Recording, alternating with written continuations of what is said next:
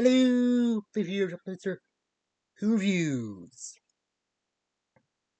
And today, everyone, Justice League Unlimited Flashpoint. And yeah, this episode begins where last night off with Superman and the Hunters taking the question or saving the question from a Cadmus, and Captain Atom is blocking their way. And he and Soups get into a fight. And I think the good Captain puts up a good fight, generating a radiation from a red sun to weaken Superman, but yeah, he don't really stand a chance against Superman at some point during the fight. And the Hunters does try to get out of the Cadmus base, sees him with question, and he does get a bit of an argument with the Mantra when she tries to come to do like a teleport a pickup. And there's a good scene where Captain America's on the ground and some medics who comes about uh, to come over or something. But your man stops him saying to him, "Don't you dare touch him. He's Justice League," and just carries him out. And yeah, after all that, Superman is angry just to find out that someone he trusted, Neil Hampson, betrayed him and Cars, and he does expect that Galatea, the DNA for Galatea came or was taken from Supergirl by him, and Cam is turning Captain and against him. He really wants to get payback, but John, Flash, and Green Arrow do try to talk him down. There's a good scene where Arrow points out that Batman brought him in to keep the League earnest, and Superman asks, "Do I look like Batman to you?" And Flash's like, "You do kind of when you scowl like that." That's good. And yeah, then just having some philosophical conversations, like if the League is just too powerful, the government needs some sort of super weapons to keep them in line.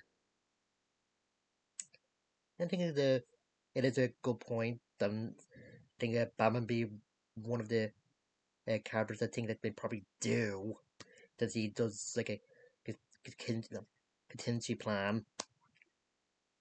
Well, that's going on. Lex is working on something. Ward just calling up, said at the time what happened, and he said that was quick. But he kind of expected Superman to break into Cadmus and do what he did. And Lex actually gets control of the Justice League's space laser cannon thing. Fires on the Cadmus HQ.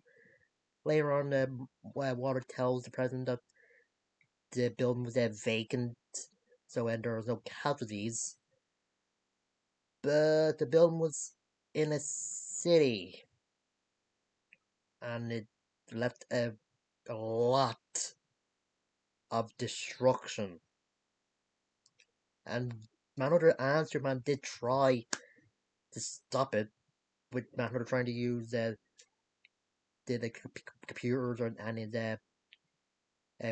like a code number to that. Superman trying to actually stop the laser, but like without when he's outside. But it didn't work, and now the power and the watchtower needs to be recharged, so they can't use the teleport when Flash wants to go down and send like a rescue team to help out anybody who needs it. They did find a way to get down there, even though the teleporters weren't working. And John or Manhunter gets a call from the president, and he does try to convince the president that they didn't uh, fire the cannon, even though it didn't look like it. And throughout John and the president, they have an argument about it before. Manhunter did point out that the cannon would have been useful in a Targaryen invasion, but turned out the president and some other people were kind of against it. And yeah, I can't see both sides on this, but I think they're kind of overcorrecting with canon, like something like the fire to space. That's just like a too powerful of a technology. Like Green Arrow said, nobody should have that type of power. And I'm thinking that the teleports were made so people can go to Watchtower easier, and that's also wouldn't good have in when the Targaryens invaded Earth. Hmm. And yeah, and the Flash helping this guy out and just tank them, and that, and just helping out by getting his daughter's cat from their home when they're being sent to his like a temporary shelter. But this one guy's just giving out saying that the league uh, did this. I'm thinking they're just pretend to be heroes. It seems like the citizens are slowly turning against the league, and I was wondering why they're still dead, like, doing this. And Basta points out that they did help because people are in trouble. Hmm.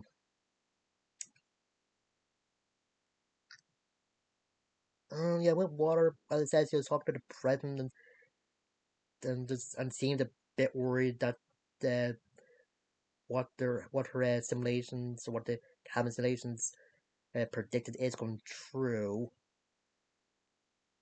And she isn't gonna wait anymore, and she gets Galatea, who's all better to come with her, and shows her an army of the Ultramen. I think those are called the ones are in the characters are in the episode Ultimatum, and were just based on some of the obscure members of the Super Friends. So I don't know what they're called.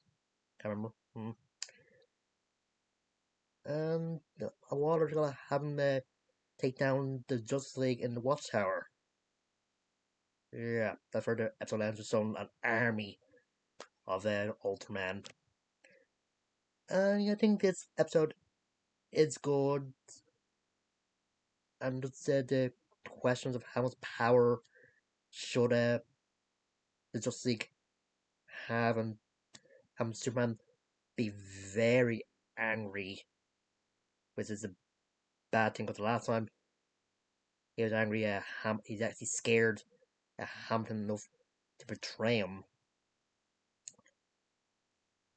And I think it also questions how far the government to go as well, since they're just as scared of the Justice League as some of the normal members of the league probably are. Like even Green Arrow says like he's scared of the league, and he's one of the members of the group. Yeah, there's some good scenes with the Huntress and the question when Sia takes the mask off, and the conversation between the question and Superman is pretty good. And yeah, but Captain Adam getting a superhero thumbs up by he's in a medical bed or whatever is a kind of a good scene as well, I think. Hmm. And yeah, next episode should be good since we have some good fights on the league to discuss what they should do to win people's trust back. I think, or so they're accepting punishment, even though they're not the ones that fired the space cannon thing. Mm. And that's it. That's next time, and that's it. See you guys later.